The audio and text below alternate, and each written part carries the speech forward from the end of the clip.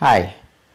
One of the questions that we get very frequently it's what happened with my medications during my surgery and after my surgery. Normally, if you want to have a weight loss surgery, it's basically because you want to improve your health and if you want to have a better lifestyle. And having comorbidities is very often a problem after the weight loss surgery. Comorbidities resolve very well, but during this time, sometimes you will need to keep with your medications.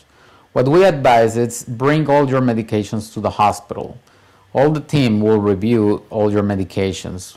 With internists, anesthesiologists, and the rest of the surgical team will decide which medication you will need to continue and which medication you will need to discard.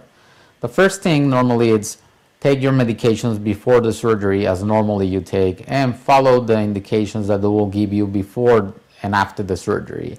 That's quite important. We work together with your PCP so we can tell you this one goes well and this one doesn't go well with the surgery.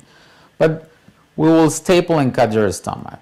Your stomach will be small. That means that everything will be passing through a funnel and sometimes a big pill can get stuck. So what we advise is in advance, change your medication to a crushable form or liquid medication.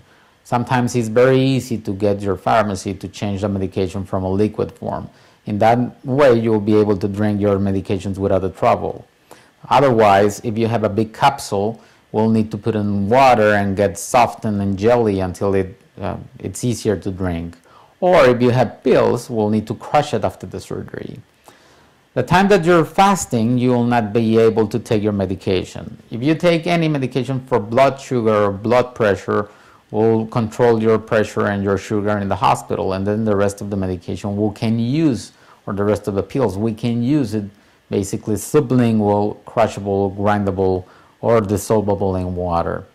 So don't worry about taking your pills. Just be prepared, bring everything to the hospital, and let us handle the medication, and we'll help you to continue with your new lifestyle.